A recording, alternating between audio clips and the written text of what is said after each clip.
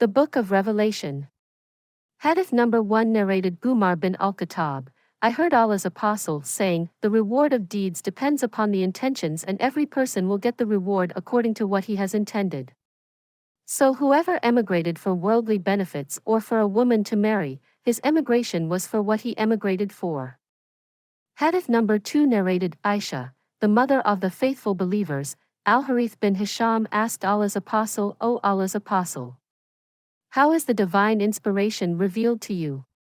Allah's Apostle replied, sometimes it is revealed, like the ringing of a bell. This form of inspiration is the hardest of all, and then this state passes off after I have grasped what is inspired.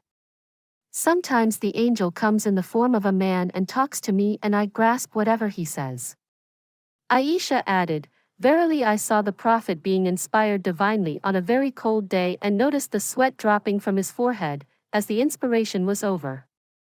Hadith number 3 narrated Aisha, the mother of the faithful believers, the commencement of the divine inspiration to Allah's Apostle was in the form of good dreams which came true like bright daylight, and then the love of seclusion was bestowed upon him.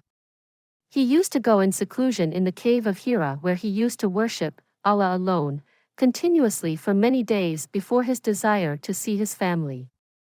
He used to take with him the journey food for the stay and then come back to his wife, Khadija, to take his food likewise again till suddenly the truth descended upon him while he was in the Cave of Hira. The angel came to him and asked him to read.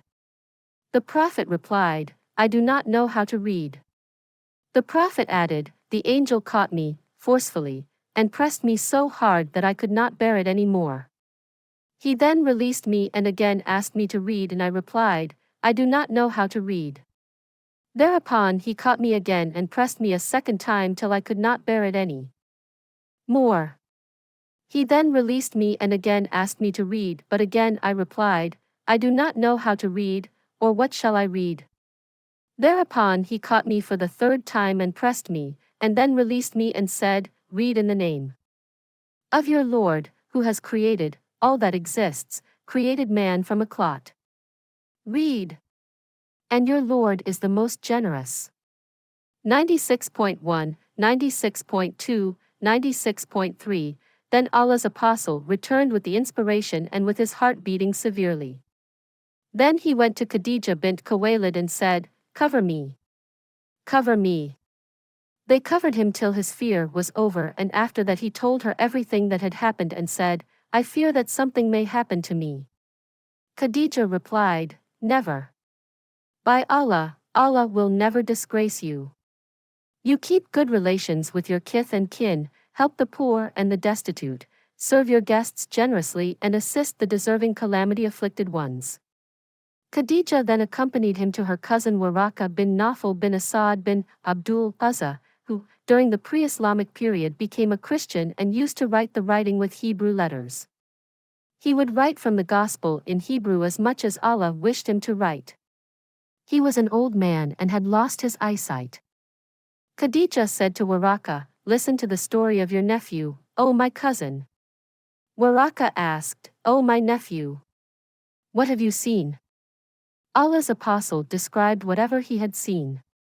Waraka said, this is the same one who keeps the secrets, Angel Gabriel, whom Allah had sent to Moses. I wish I were young and could live up to the time when your people would turn you out. Allah's Apostle asked, will they drive me out?